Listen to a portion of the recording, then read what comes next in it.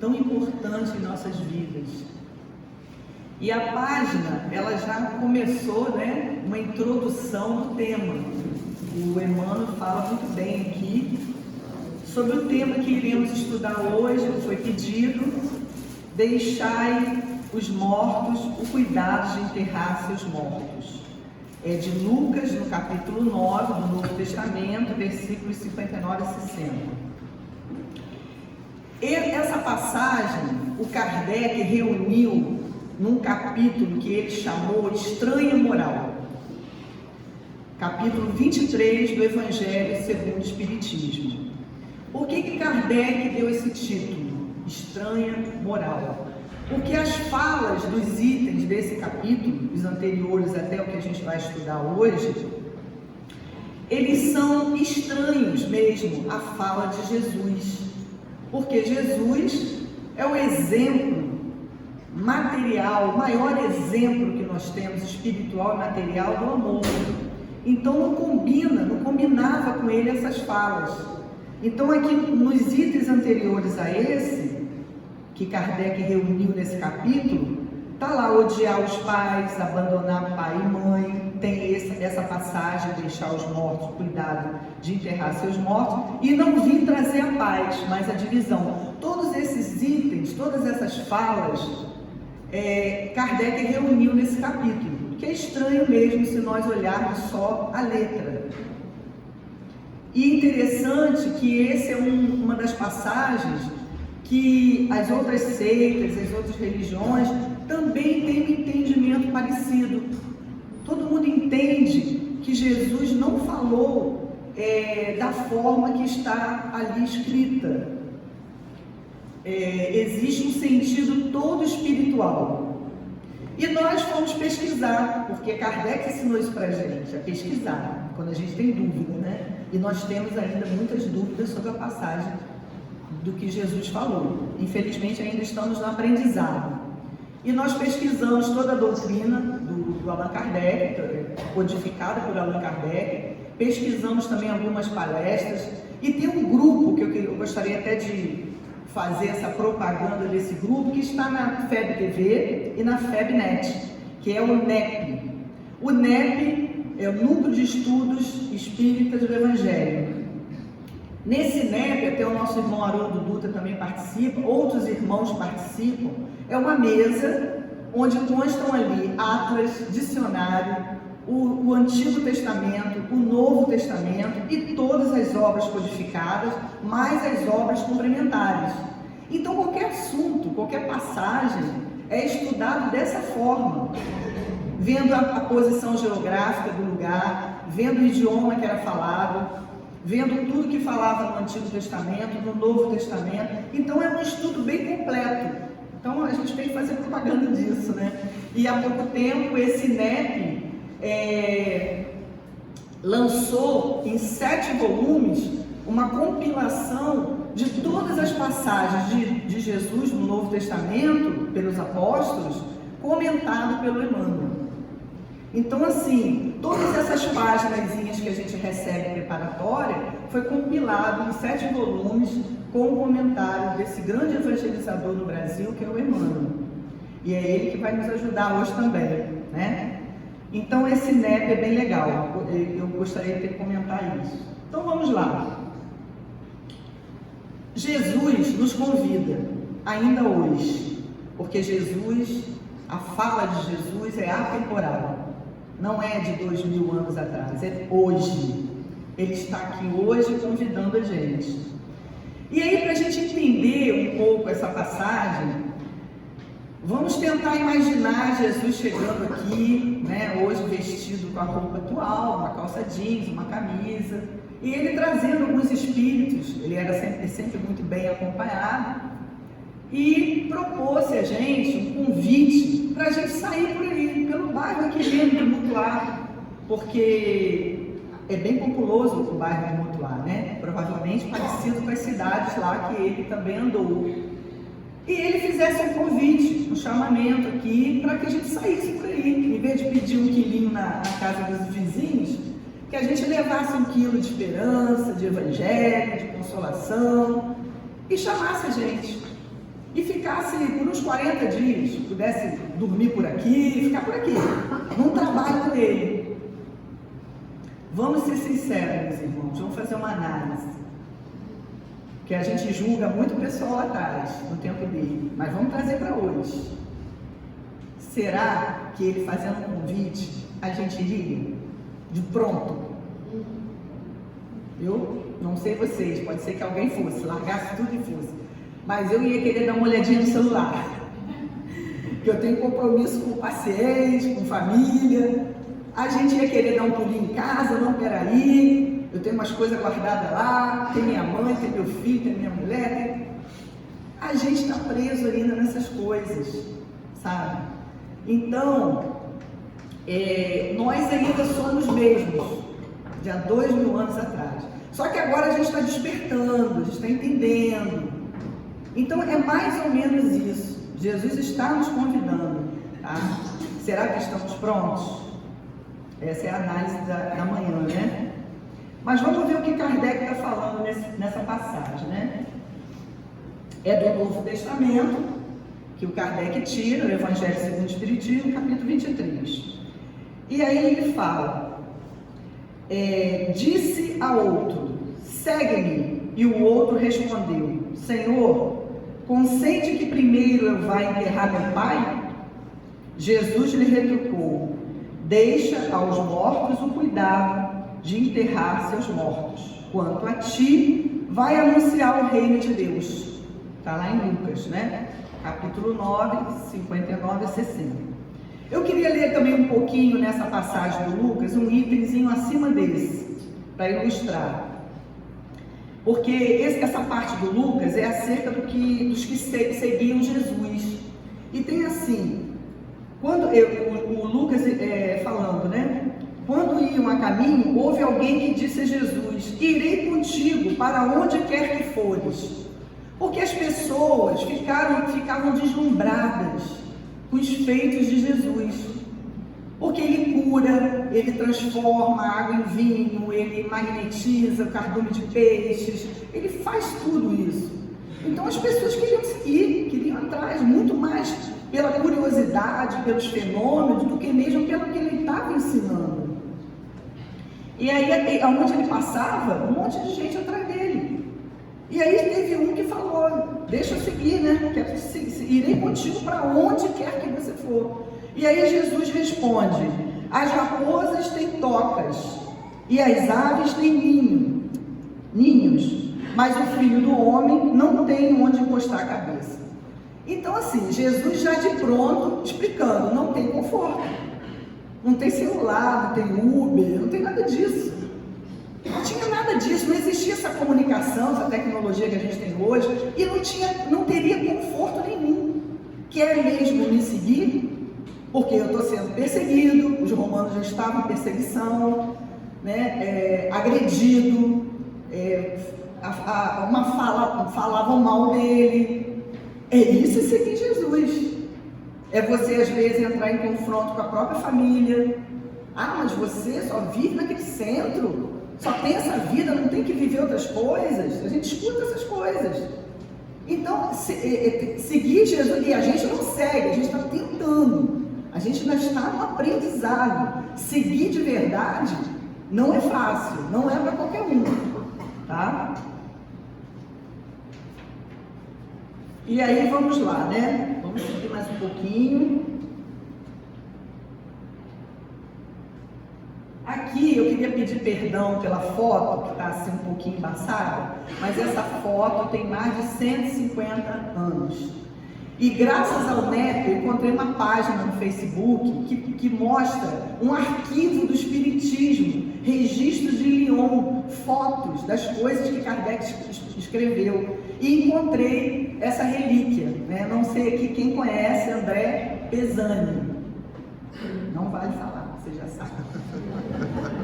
André Pesani, ele foi, né, um juiz, tá, da corte de Lyon.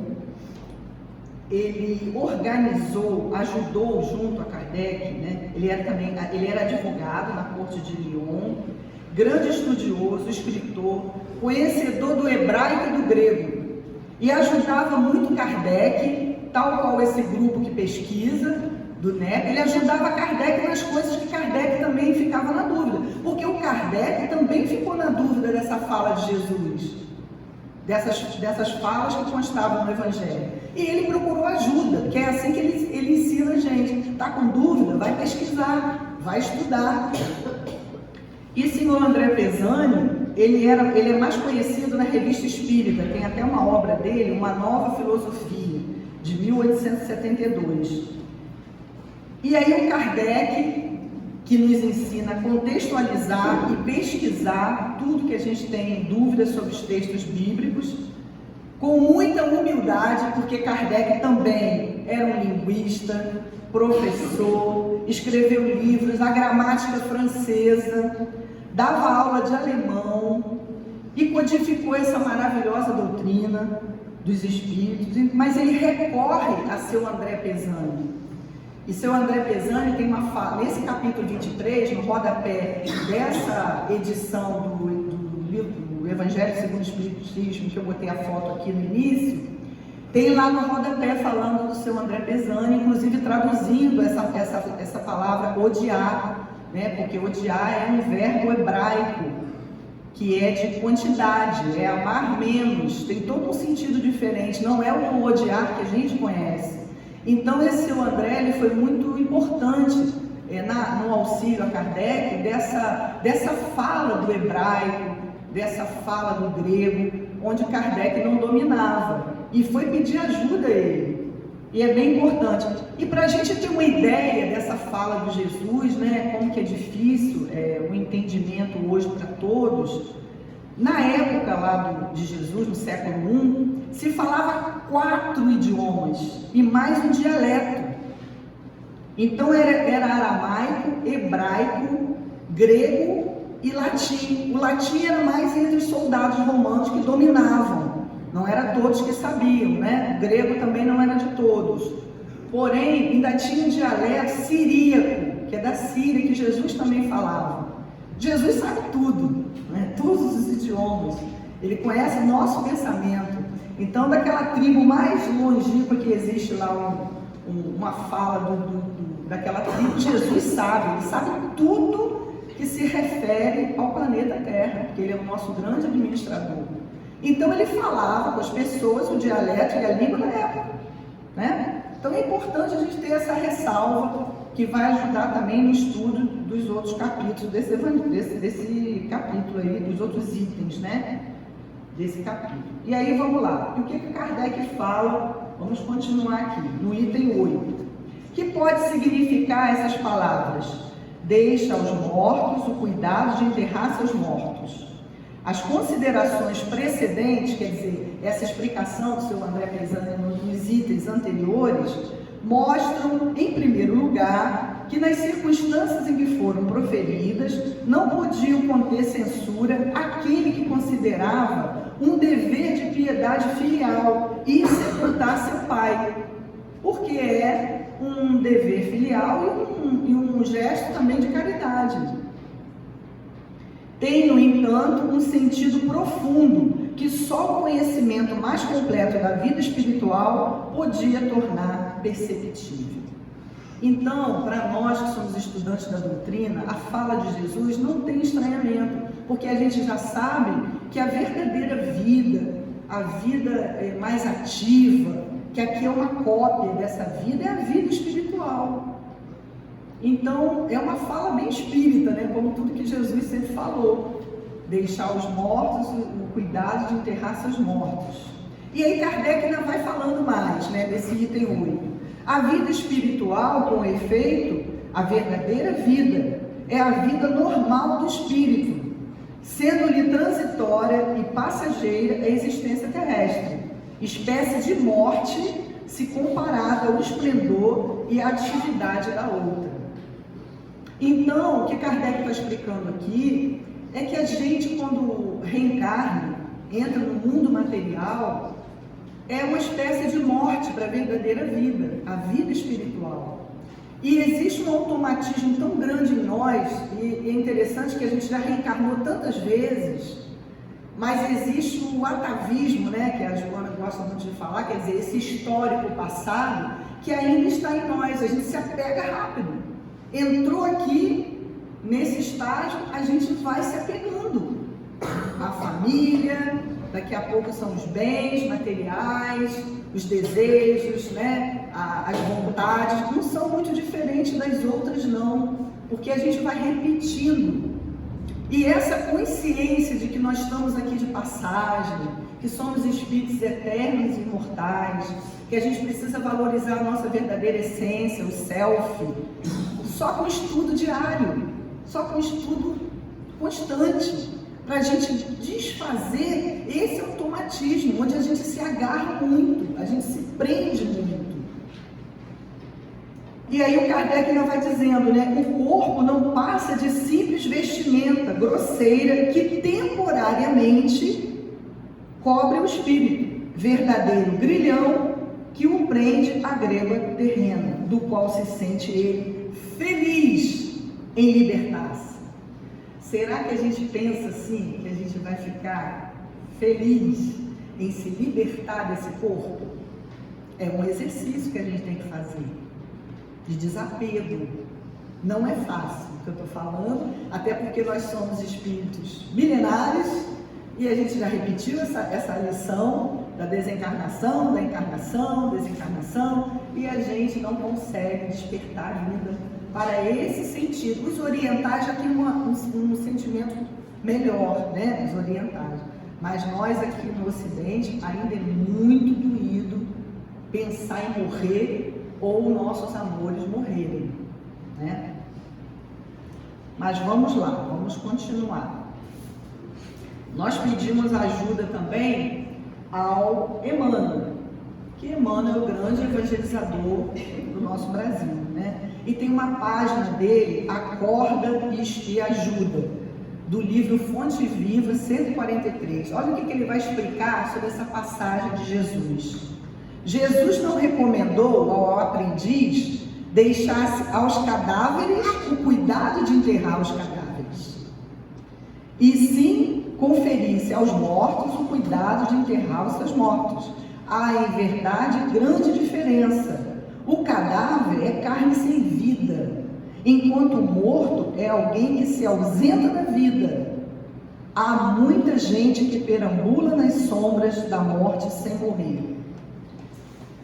Olha a fala do Emmanuel, né? Explicando como que nós ainda estamos mortos de verdade para a vida espiritual. Porque a gente fica perambulando, meio num torpor, né? E tendendo a atender às necessidades do corpo e da vida material. A gente fica nisso. Se a gente prestar atenção, muito pouco a gente se dedica ao espírito. Esse momento aqui, graças a Deus, a gente está repensando, né? Mas é difícil no dia a dia. Você acorda, é aquela correria, tem que dar conta do trabalho, da vida, do corpo, cuidado com o corpo, tudo certo. Não estamos aqui discriminando a importância da vida material e quanto que a gente tem que cuidar dela. Só que nós temos que nos conscientizar que não é só isso, porque isso traz sofrimento pela impermanência, porque isso é impermanente, isso é passageiro, né? Então o Emmanuel ainda vai falando mais, né? Aí ele dá uma solução, é bacana que ele também dá uma solução para isso, para como a gente sair disso, desse automatismo, desse materialismo, o que ajuda? Aí ele vai trazer aqui o que é a bandeira da doutrina. Olha só, aprende a participar da luta coletiva. Sai cada dia de ti mesmo e busca sentir a dor do vizinho, a necessidade do próximo, as angústias de teu irmão e ajuda quanto possas. Fora da caridade não tem salvação. Ele vai falar que quando a gente sai de dentro do nosso egoísmo, começa a olhar em volta e fazer alguma coisa, e aqui na casa, graças a Deus, depois vai ficar os slides aqui mostrando, tem uma farmácia enorme com esse remédio, para a gente sair disso. Aí ele continua aqui, né? Não te galvanizes, quer dizer, não inflamar ou endurecer na esfera do próprio eu. Desperta e vive com todos, por todos e para todos, porque ninguém respira tão somente para si. Porque a questão do ego, né, do egoísmo, a gente vai tendo que dar conta de tanta coisa que a gente esquece que para a gente chegar aqui, nessa encarnação, teve ajuda de muita gente. Isso falando do plano material. Não foi do médico, né, do berçário. Olha quanta gente. Até a gente chegar em casa, movimento um monte de coisa. Isso quando a gente tem um parto no hospital. Mas mesmo quando é parto em casa, né, teve lá parteiro, teve gente. Então a gente já começa a uma rede de ajuda muito grande. Depois vem os pais, aí é uma tia, uma avó, é um vizinho, é alguém. Depois vai para a escola, depende da caridade da professora, de ensinar. Porque, mas ganha para isso. A gente nem vai entrar nesse médio de ganhar para isso, principalmente para o professor.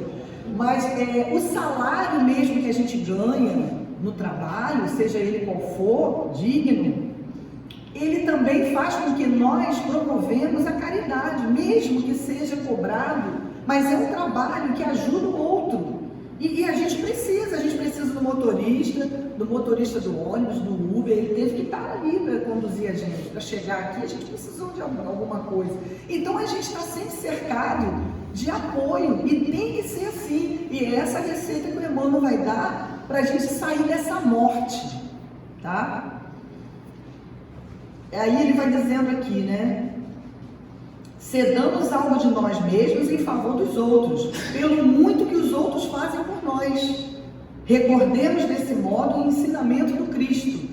Se encontrares algum cadáver, dá-lhe a bênção da sepultura, sim, na relação das tuas obras de caridade. Mas, tratando-se da jornada espiritual, deixa sempre aos mortos o cuidado de enterrar seus mortos. Então ele explica dessa forma, né? Tem uma outra fala dele também, numa página linda do Caminho, Verdade e Vida. São essas páginas que a gente recebe, né? Não te esqueças. Ele vai fazer uma consideração também. Muitos homens estão mortos, soterrados no sepulcro da indiferença, do egoísmo, da negação. Nós negamos, às vezes, as coisas, em especial a morte. Por que eu estou falando tanto da morte? Porque Jesus está falando isso aqui. E a morte é como se fosse um oceano, e os nossos medos, a Joana explica mais ou menos assim, são os rios que vão desembocar lá. Porque nós temos muitos medos, muitas inseguranças, muitas fobias. Então é medo de ser assaltado, é medo de pegar uma doença, é medo de tudo, do desemprego, são medos, e que vai desembocar lá na morte. Então, se a gente entender o medo maior, que é a morte, e isso a doutrina faz muito bem, a gente vai sofrer menos. Que é isso que Jesus está falando, estarmos vivos para a vida espiritual, porque esses medos vão começar a diminuir, porque a gente vai viver bem aqui, sem esse receio do final, que não tem final, tem transformação. Nada se acaba, tudo se transforma, né? E aí ele vai falar isso, né, nesse livro, não te esquecer disso. E a Joana também, ela diz que também que por meio de autocontrole, da oração, da meditação, das ações de beneficência, que é a prática da caridade, o ser vai se libertando com mais leveza desses medos, que você vai ocupando seu tempo, porque o trabalho é a melhor terapia, o trabalho no bem é melhor ainda. Aí já é terapia para o espírito também. Então você vai se libertando dessas amarras, né?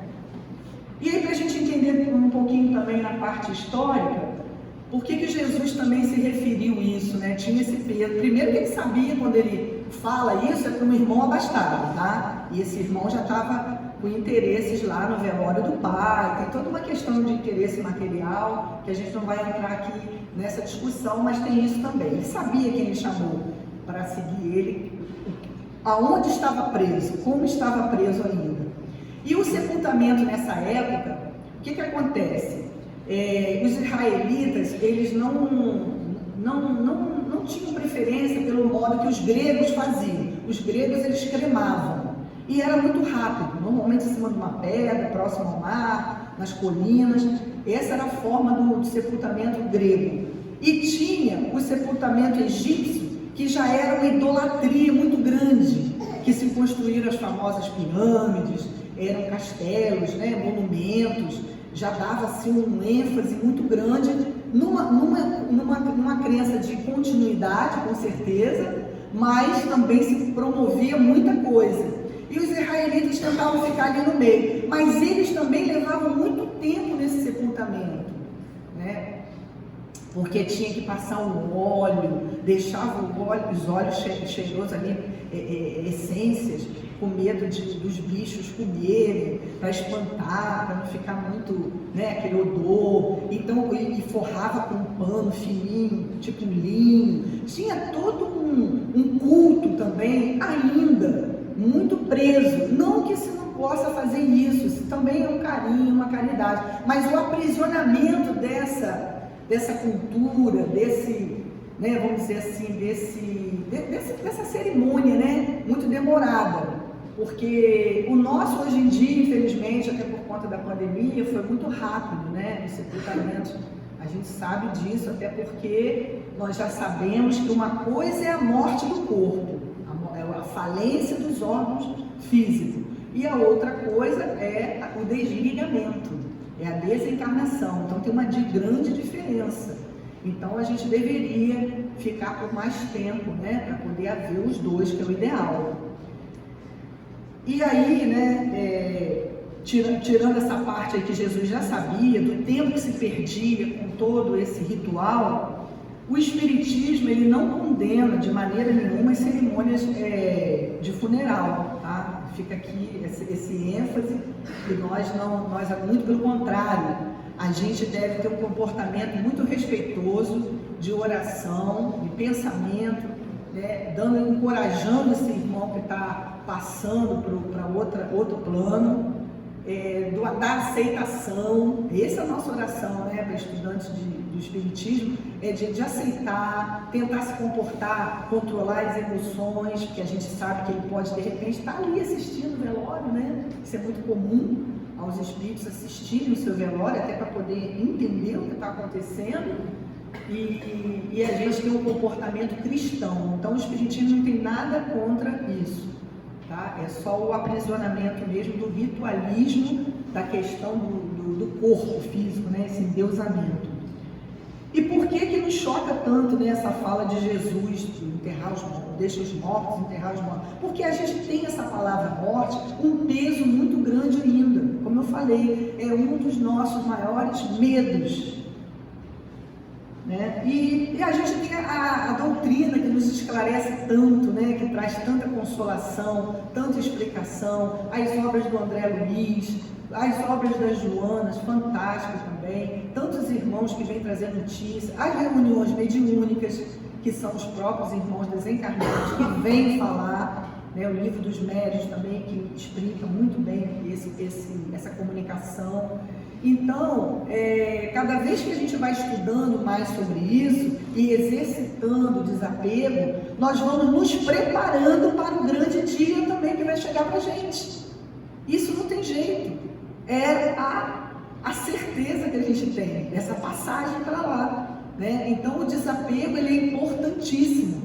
E quando a gente vai trabalhando isso, não importa quando a gente vai, nem é importante isso, a gente nem está preparado muito para isso, a gente já vai se preparando e vivendo melhor, porque não é um culto à morte, é um culto à vida, né? E a gente vai vivendo melhor, a gente vai vivendo mais desapegado, seja pelos entes amados, seja pelas questões materiais. A gente ainda vê muito desentendimento em família, por questões de herança, né? Por tanta coisa que vai ficar por aí, né? Então a gente tem que organizar, vamos dividir, vamos fazer, de preferência ainda estando aqui no mesmo plano, né? Mas a necessidade dessa espiritualização, ela é emergente. Eu digo que é assim, de urgência, porque muito do nosso sofrimento vem daí. E o que a doutrina nos fala, né, sobre o morrer? Aí eu trouxe aqui umas definiçõezinhas, né, para que a gente vá introduzindo na gente. Kardec vai dizer no livro Céu e Inferno, segundo o Espiritismo, né, que o morrer é transformação segundo os desígnios insondáveis de Deus, mas sempre útil ao fim que ele se propõe. Então tem uma finalidade, a hora, o lugar, o porquê, né? Tem uma finalidade. A gente vai ver também uma outra afirmativa de Kardec nesse livrinho, que é fantástico para quem quer começar a estudar o Espiritismo. O que é o Espiritismo? Ele é fininho, ele deve vir até antes do Livro dos Espíritos, né? É um estudo bem bacana, e lá o Kardec faz essa definição. A morte é apenas a destruição do envoltório corporal que a alma abandona, como faz a borboleta com a crisálida, conservando, porém, seu corpo fluídico ou perispírito. Então é uma simbologia muito bacana, né? Essa analogia que ele coloca para a borboleta, porque nós somos a lagarta que se arrasta por aqui, ainda preso ao solo. E quando vem essa libertação, dependendo da consciência espiritual, é mesmo um voo, né? Um voo leve.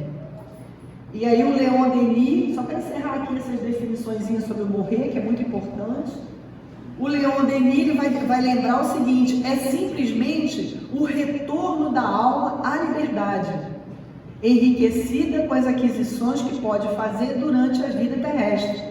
E vimos que os diferentes estados do sono são outros tantos regressos momentâneos à vida do espaço. O Leon Denis nos lembrando que a gente ensaia para a morte toda noite. Toda noite a gente ensaia, no sono.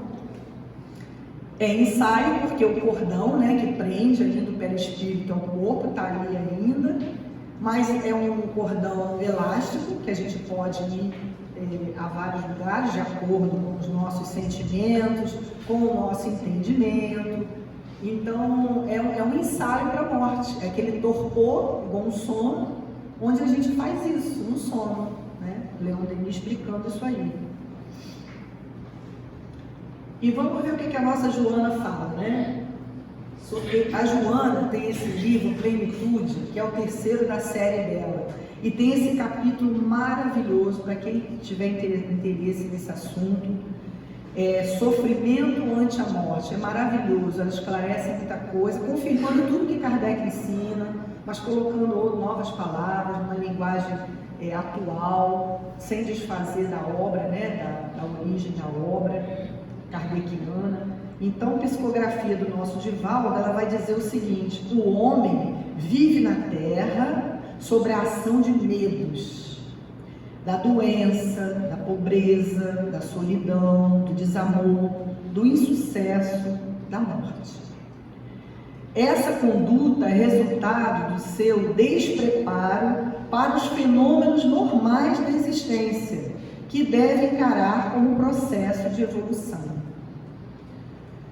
Então, aqui ela continua ainda, né? A preparação conveniente para enfrentar a morte faculta uma aceitação do seu fatalismo e, portanto, uma diminuição do sofrimento. A Joana está confirmando tudo. Então, é um fatalismo, não tem jeito, né?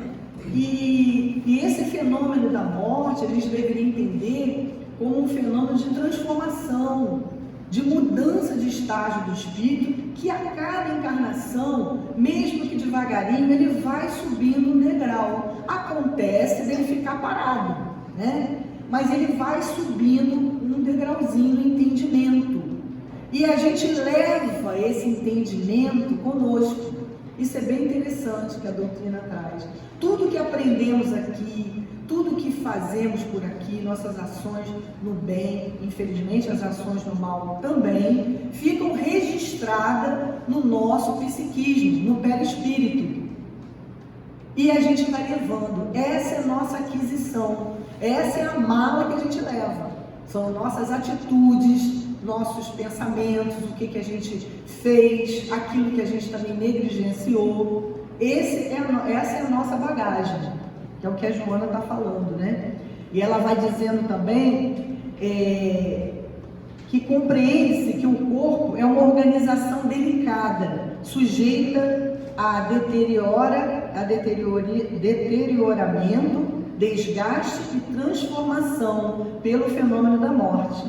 E que no corpo não se colocam as bases da vida, não deveríamos colocar, né?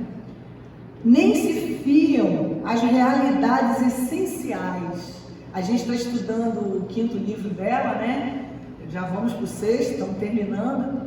E a gente está no subitem que fala essencial. O que é essencial para a gente? É uma pergunta legal, né? Para a gente fazer para nós mesmos. O que é essencial para mim? Porque a gente vai descobrir que muitas respostas dessas estão ligadas à matéria. É muito difícil a gente responder para nós mesmos que o essencial, por exemplo, é evoluir como espírito. Essa seria a resposta correta. Mas será que a gente pensa assim? Eu quero ver meu filho bem empregado, eu quero ver meu filho com saúde. Natural, isso não tem nada de errado com isso, né?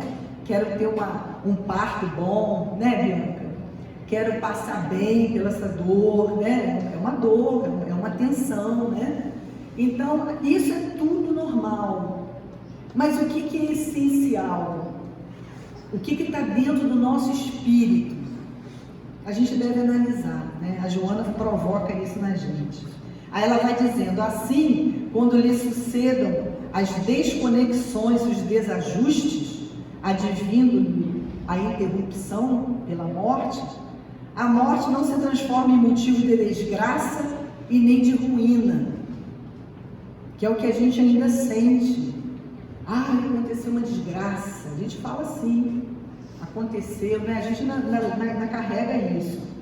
Ela ainda vai falando, né? A morte por ignorância da vida tem sido, através dos milênios, a causa de sofrimentos inimagináveis. Porque ela engloba todos esses medos aí que fala aqui, né? Da pobreza, da doença, do desemprego, de tudo. Aí ela vai dizendo, desencadeadora de tragédias e de desconforto sem fim. Todo fenômeno biológico que se inicia naturalmente cessa. Tudo que nasce no plano físico interrompe-se, transforma-se, portanto, morre. Não há prazo nem determinismo absoluto de tempo, dependendo de inumeráveis razões para o valor que a gente dá a essas coisas. Não há prazo desse absoluto, né, de tempo, dependendo de inumeráveis razões para que o ciclo que começou se encerre. A gente não sabe, e nem é para saber mesmo, né? Quando que o nosso ciclo vai encerrar. Assim, a morte é inevitável e o sofrimento que ela gera resulta somente de má interpretação dos objetivos da vida. Quando a gente entende nossa essência, o que a gente está fazendo aqui, da onde que eu vim, para onde que eu vou, que isso a doutrina ajuda a descobrir. A gente já sabe, não vai sofrer tanto quando a gente passar, né? Ter esse entendimento. O apego à forma transitória que se decompõe produz a perturbação emocional, dando ideia de que tudo se consumiu, nada mais restando como finalidade da existência humana. Infelizmente, né, muitos irmãos acham que com a morte acabou tudo, né? Graças a Deus não é o nosso entendimento mais. E aí vem um sofrimento horroroso. Eu imagino, você achar que nunca mais vai ter contato com aquele amor, né? A gente entende que a gente não tem mais com aquele corpo, que já é um trabalhão para desapegar. Mas a gente tem a bênção do entendimento de que o espírito está vivo, que há sim grandes chances do reencontro, se o amor for realmente verdadeiro, porque o amor é uma coisa que não se desfaz. Os sentimentos verdadeiros, eles não se desfazem. Isso é a única coisa que perpetua, são os verdadeiros sentimentos. E ela ainda vai continuando, né? De certo modo, a ocorrência é resultado de uma educação, uma formação cultural materialista, aonde a gente está mergulhado, numa educação e numa cultura materialista, mesmo que sob o disfarce espiritualista.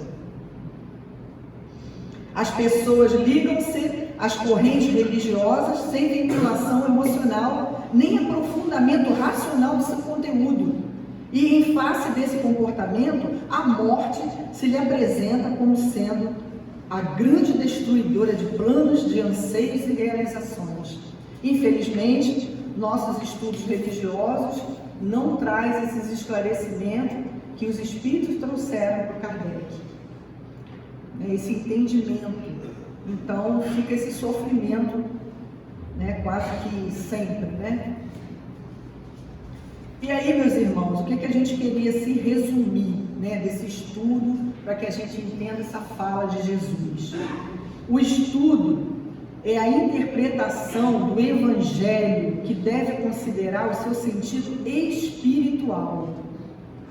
É preciso separar a exposição puramente literal de entendimento relativo e controvertido do sentimento espiritual, que oferece conclusões lógicas à nossa indagação.